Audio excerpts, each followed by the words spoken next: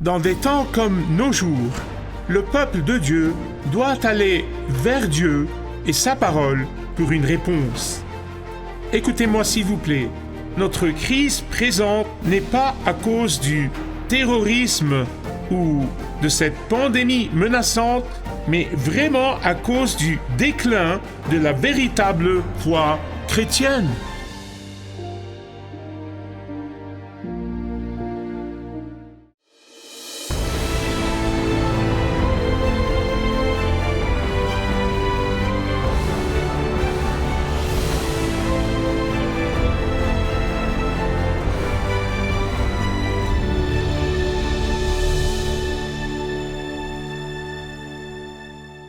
À travers l'Écriture, nous voyons que Dieu n'a pas juste conçu la famille comme bouclier pour protéger les enfants de l'influence méchante de la culture. Mais il y a plus que cela, il a créé la famille chrétienne comme tête de pont et comme armée en mission pour reprendre la culture occupée par Satan pour le royaume de Dieu. La famille chrétienne est définie par ses actions comme un agent urgent de l'Église de Jésus-Christ pour témoigner de la vérité. Comment comprenons-nous ceci? Eh bien, regardez avec moi s'il vous plaît le psaume 128. Je pense que tout le monde est d'accord que le mot « béni » ou « bénédiction » est un très beau mot, c'est un mot merveilleux. Qui n'aimerait pas être béni? Levez la main, d'accord? Qui n'aime pas être béni? Dans le domaine spirituel, ça signifie de faire l'expérience de la faveur de Dieu. Le mot « bénédiction » ou « faveur » est mentionné 4 fois, versets 1, 2, 4 et 5. Dans le dernier message, dans le psaume 127, nous avons vu la bénédiction de Dieu, la faveur de Dieu sur la nouvelle génération pour que les enfants deviennent des flèches dans la main du plus grand guerrier. Et il dit très clairement dans ce psaume particulièrement que quand nous investissons fidèlement dans la nouvelle génération, quand nous déversons nos vies dans la nouvelle génération, nous serons bénis. Dans le psaume 127, il parle surtout des pères et des fils. Ici, il inclut les femmes et leurs filles et même les petits-enfants. N'est-ce pas merveilleux? Que dit-il là? Il dit que quand nous investissons sagement dans la nouvelle génération, quand nous déversons dans la nouvelle génération, Dieu ne nous bénira pas seulement, mais il bénira aussi la nouvelle génération. Mais non seulement cela, il bénira la génération après la nouvelle génération. Puis-je avoir un amen? Regardez avec moi, s'il vous plaît, les conditions de la promesse. Vous voyez, nous aimons tous nous approprier la promesse, n'est-ce pas? Très peu de personnes veulent remplir les conditions de la promesse. Mais regardez les conditions des promesses. Versets 1 et 2. Heureux ou béni tout homme qui craint l'Éternel, qui marche dans ses voies. Vous voyez, c'est la condition, c'est la condition. Tu profites alors du travail de tes mains, bénédiction et prospérité seront les vôtres. Il y a quelque chose que je dois expliquer ici, et je veux l'expliquer en particulier à la jeune génération. Craindre le Seigneur ne veut pas dire être terrifié devant Dieu, absolument terrifié devant Dieu, comme certaines personnes enseignaient cela, et certaines personnes l'enseignent peut-être toujours. Certaines personnes voient Dieu comme quelqu'un qui est toujours en colère, capricieux, et qui est impatient de vous voir commettre des erreurs ou échouer pour qu'il puisse vous frapper sur la tête. Assurez-vous, oui, notre Dieu est un Dieu de justice. N'oubliez jamais cela. Ceci est le revers de la médaille avec Dieu. Il est le Dieu de justice et il ne permettra pas à l'injustice de demeurer pour toujours. Un jour, tôt ou tard, il s'occupera de cela. Mais il se révèle aussi à nous comme le Dieu de grâce et le Dieu de miséricorde.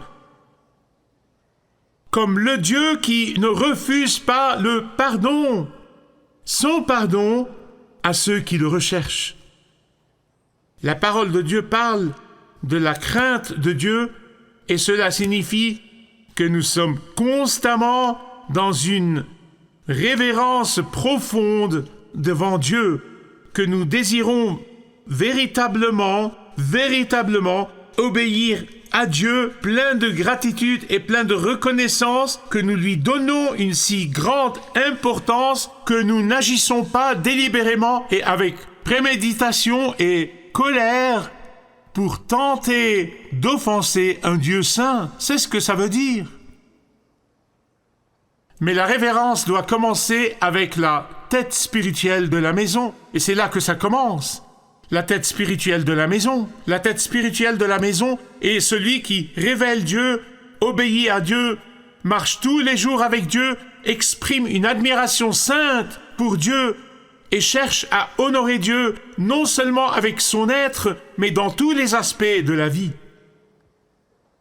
Alors la nouvelle génération sera bénie abondamment spirituellement. Même, écoutez-moi, même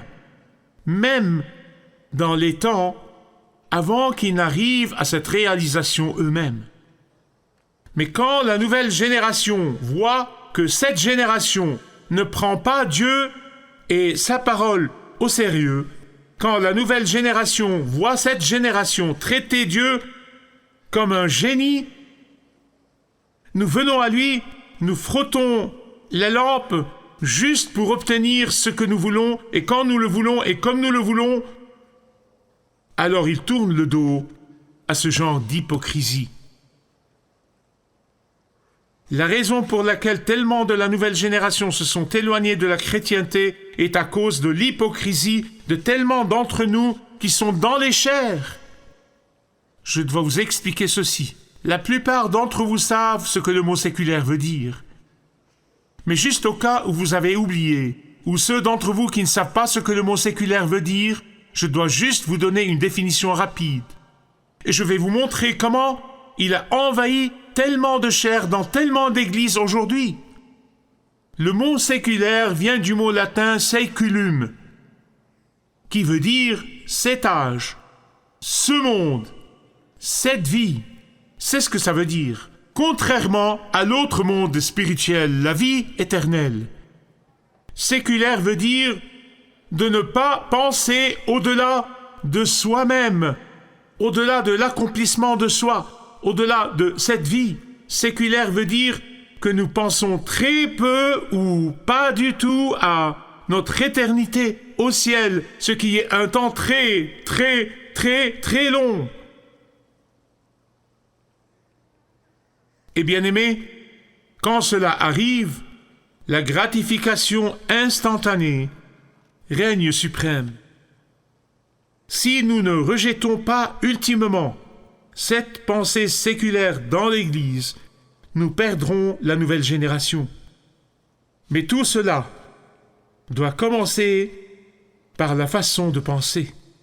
Ça doit commencer par la façon de penser. Vous dites pourquoi ? Parce que les actions suivent les pensées. Les actions suivent les pensées. Dites-le avec moi. Les actions suivent les pensées. Et quand le psalmiste parle de marcher dans le chemin de Dieu, il ne dit pas « pensez à Dieu les dimanches ». Ou bien il ne dit pas « pensez à Dieu quand vous avez vraiment qu'il réalise quelque chose que vous voulez ». Ou bien pensez à Dieu quand vous avez vraiment besoin qu'il obéisse à vos désirs. Vous êtes-vous déjà posé cette question ? Pourquoi la Bible parle-t-elle de marcher avec Dieu ? Marcher avec Dieu. Elle ne dit jamais de s'asseoir avec Dieu. Il y a une raison pour cela. C'est que le fait de marcher montre un mouvement vers l'avant. Marcher montre un processus de croissance.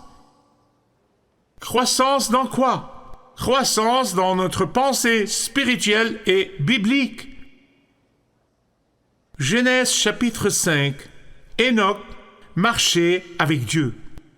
Ça ne veut pas dire qu'Enoch faisait une promenade occasionnelle avec Dieu. Ça ne veut pas dire qu'Enoch priait passionnément quand il voulait quelque chose de Dieu. C'est la pensée séculaire. C'est la pensée séculaire. Genèse chapitre 5, verset 21 jusqu'au 24 dit que Enoch avait 65 ans quand il a commencé à marcher avec Dieu. 65 ans. À 65 ans, il a donné naissance à l'homme le plus vieux qui ait jamais vécu. Mais à l'âge de 65 ans, Enoch marchait avec Dieu. Nous lisons qu'il a marché avec Dieu pendant 300 ans. Je sais que c'est important dans l'Ancien Testament. Je suis heureux de vivre dans le Nouveau Testament. Je ne veux pas vivre aussi longtemps. Pas autant que cela. Pensez à ceci, 300 ans où il marchait avec Dieu. Pas une promenade occasionnelle, non. Qu'est-ce que Enoch a fait pendant ces 300 ans de marche avec Dieu? Eh bien, le demi-frère de Jésus, Jude, nous dit dans son épître d'un chapitre, il nous dit qu'Enoch a vécu dans l'obéissance totale. Vous voyez, c'est ce que ça veut dire. C'est ce que ça veut dire. Et rappelez-vous de ceci. Il n'avait pas de Bible, il n'avait pas de groupe d'études bibliques pour l'aider, il n'avait pas d'amis chrétiens pour l'encourager, il n'avait pas de temps de louange pour l'élever, non. Mais à cause de son obéissance totale, Dieu lui a révélé le jugement qui vient. Avant d'en parler à Noé, Dieu a parlé à Enoch du jugement qui vient. Le jugement qui vient, mes amis bien-aimés, je sais que le mot « jugement » n'est pas le mot le plus populaire dans le monde. Je sais cela. Je sais que ce n'est pas un message populaire dans cette génération. Le jugement n'est pas un message de pensée positive. Je sais que le mot « jugement » n'est pas un message qui vous ferait vous sentir bien. En fait, dans les temps ou les jours où Enoch a marché avec Dieu était un temps de rébellion flagrante contre Dieu. Et c'est pour cela que Dieu a dit « Enoch, parle-leur du jugement qui vient. » Bien-aimés, parce que la marche avec Dieu nous pousse à dire la vérité à notre culture, à dire la vérité et non les mensonges. Marcher fidèlement avec Dieu veut dire tenter de plaire à Dieu d'abord et avant tout. C'est ce que ça veut dire. Regardez Hébreux 11.5. Il dit qu'Enoch a été loué en tant que personne qui a plu à qui? Dieu. Ce n'est pas étonnant que son corps a été transporté au ciel. Littéralement, son corps n'a pas vu la mort comme Élie. S'il vous plaît, écoutez-moi sur ce point. Quand nous craignons Dieu et nous obéissons à Dieu, non seulement nous serons ultimement bénis, mais la nouvelle génération sera bénie. Regardez le verset 2. Tu profites alors du travail de tes mains. Traduction. La traduction est là. C'est une façon dans l'Ancien Testament de dire que vous aurez la faveur de Dieu.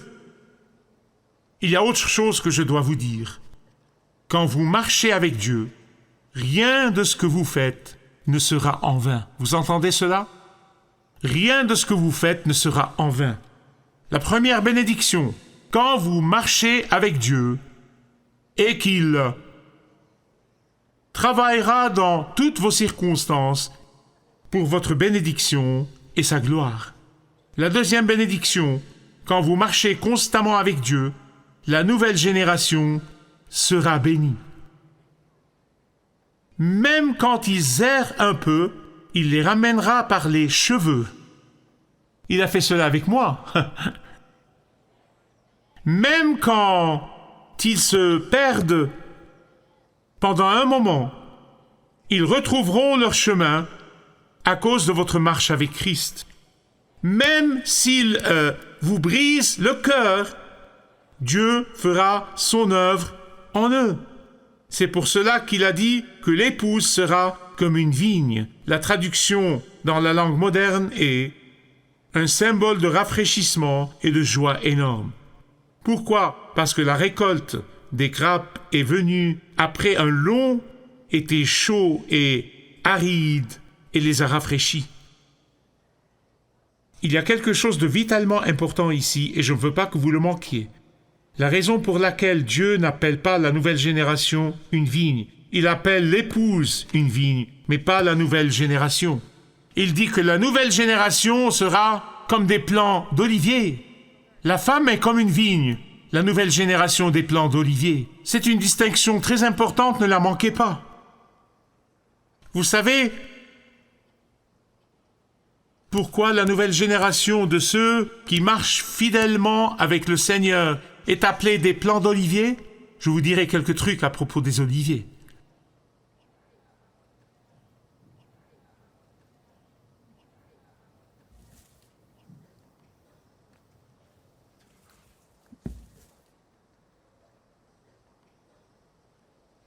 Les oliviers grandissent le mieux, ils grandissent le mieux dans la terre dure et rocheuse.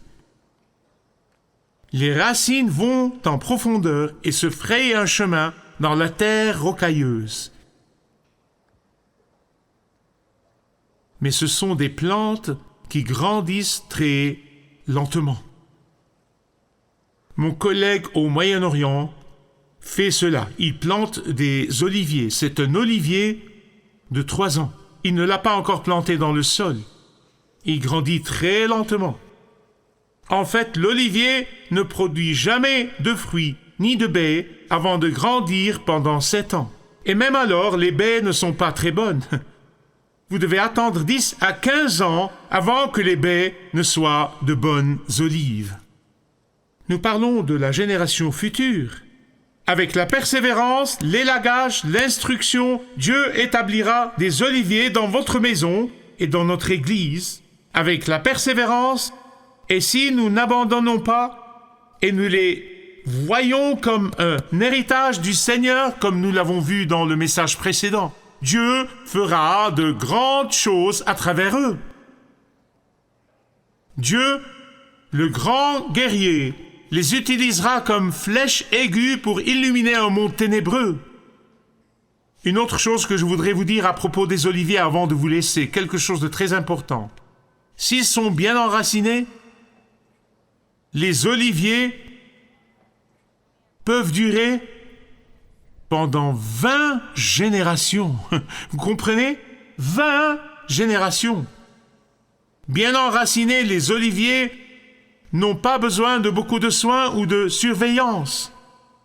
Quand ils arrivent à ce stade, ils peuvent littéralement s'occuper d'eux-mêmes.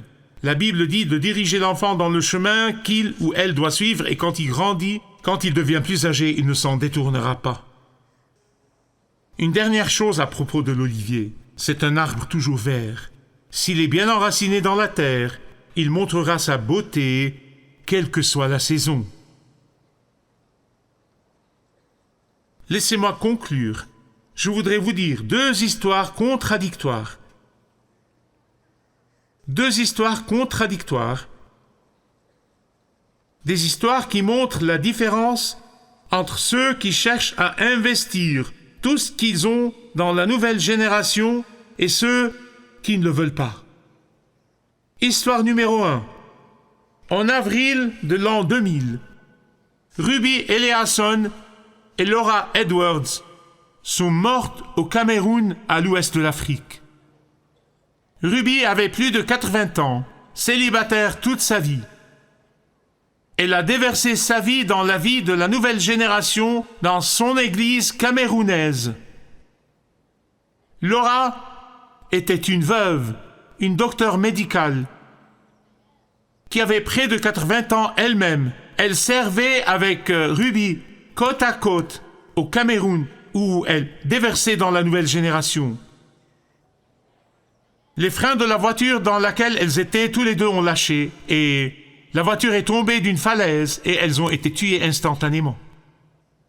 Laissez-moi vous poser une question. Est-ce que c'était une tragédie? Non! Non, ça ne l'était pas. Non, ça ne l'était pas. 2 vies, motivés par leur passion pour Christ, qui servaient la génération suivante pour la gloire de Dieu. Ce n'est pas une tragédie du tout. Leurs vies n'ont pas été perdues, mais elles ont été investies. Maintenant, je voudrais comparer cela avec une autre histoire. L'histoire a été publiée dans un journal important. Elle se rapportait à un couple qui a décidé de prendre sa retraite tôt dans le nord-est. Et ils sont allés à Punta Gordo, en Floride. Il avait 59 ans, elle en avait 51. Ils ont passé leur retraite à faire des croisières dans leur yacht de 50 pieds, à jouer au golf et à collectionner des coquillages. Quand vous lisez cela, vous devez vous demander si c'est une blague ou s'ils vivaient le rêve américain. Tragiquement, c'était là le rêve et ils l'ont vécu. Mais quand ils sont arrivés à la fin de leur don le plus précieux, ne faites pas d'erreur là-dessus, c'est le don le plus précieux après le salut, c'est la vie. Je ne peux pas l'imaginer. Je ne peux pas imaginer le rapport qu'ils donneraient à Dieu. Écoute, Seigneur, regarde, n'est-ce pas une belle collection de coquillages? N'est-elle pas belle? Vous voyez cela? Maintenant, cela est tragique. C'est une tragédie. Qu'est-ce que ce sera pour vous? Qu'est-ce que ce sera pour vous? Qu'est-ce que ce sera pour vous ou sera pour vous? Est-ce que vous allez continuer à servir, à déverser de vous-même, ou vous allez vivre pour vous-même?